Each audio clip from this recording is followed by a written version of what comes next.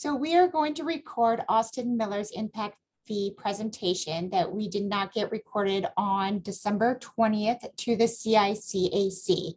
We're going to redo it and record it. And so take it away, Austin. All right, well, thank you. Let me get this screen share pulled up here real quick. And Stacy, if you don't mind, you're seeing the, okay, perfect. All right, so as Stacy mentioned, counter to the email, my name is actually Austin Miller. I'm filling in for Gary Inselman here today. But I wanted to provide you a brief summary of the current direction we have from the ACHD Commission and outline some of the impacts moving forward. First off, staff has been directed by ACHD's commission to revise our impact fee ordinance, and that is due by June 1st, 2022. Due to the time constraints, it's not going to be a full update. However, staff is looking into what we can get done given the time allotted. And I'll be outlining some of those for you here. Staff and our commission have had 2 work sessions to this point.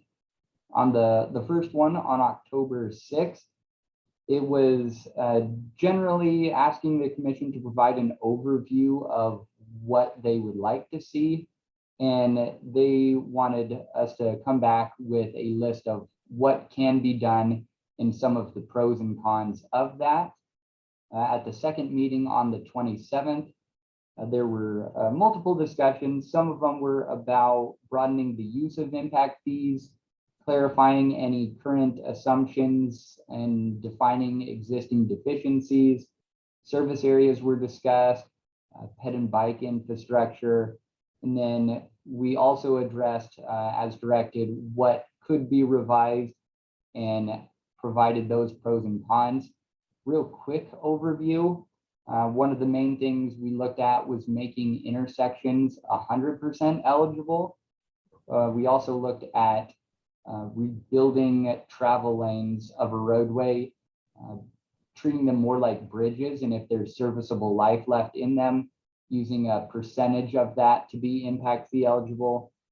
We also looked at making just a few little miscellaneous items that I'll go through here in a minute, making those 100% eligible, and then funding the unfunded list. For the intersections, like I mentioned a moment ago, if we're replacing existing lanes and they have some serviceable life left in them, I apologize, totally skipped one. For the intersections, we wanted to make them 100% eligible. This would help get those intersection projects moving forward, and the development community is usually in support of getting those intersection projects completed. The con is there would certainly be an increase to fees.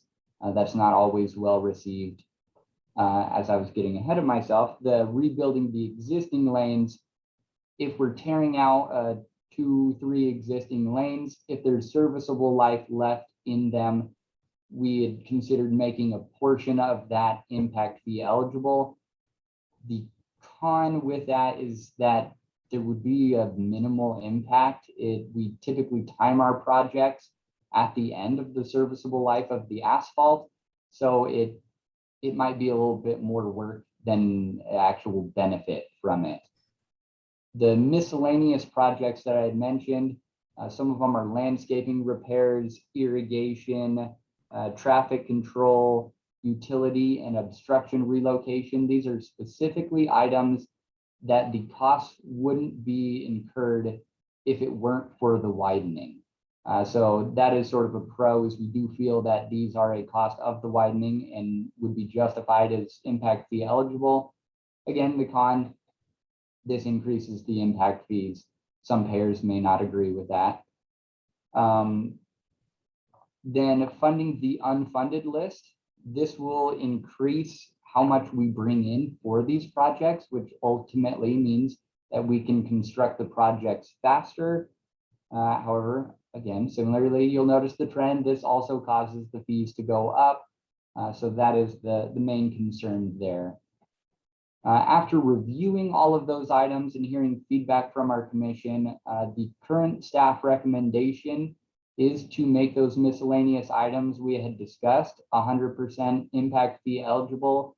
And then we were recommending funding the unfunded list.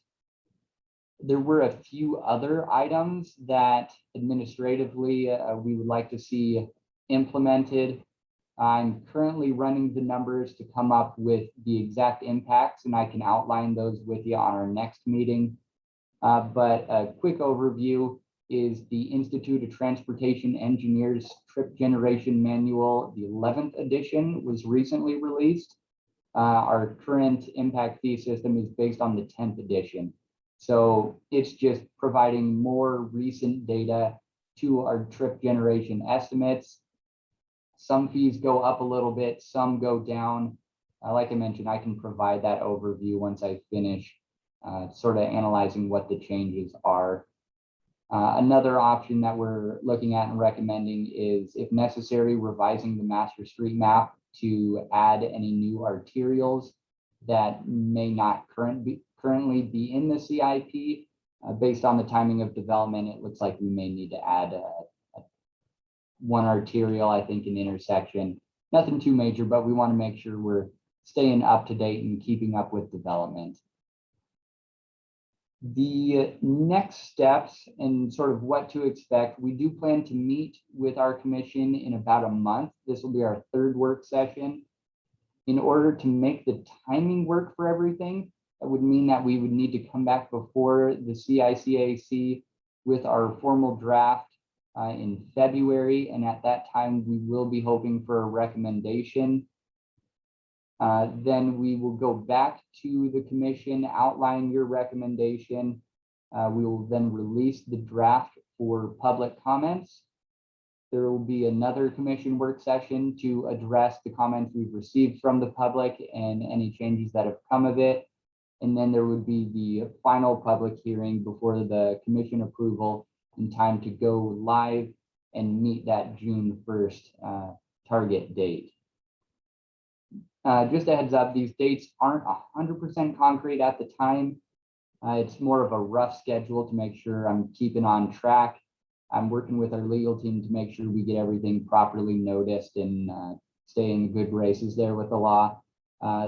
And I mainly just wanted to give you a heads up of that meeting in February. It'll be a bit earlier than we typically do meet, but we will be providing the draft to you, outlining the changes, explaining why, hoping for your recommendation so we can move forward with that. So thank you in advance for working with us and accommodating. And if you have any questions, certainly reach out to myself or Stacy. I'm always glad to help. Thank you.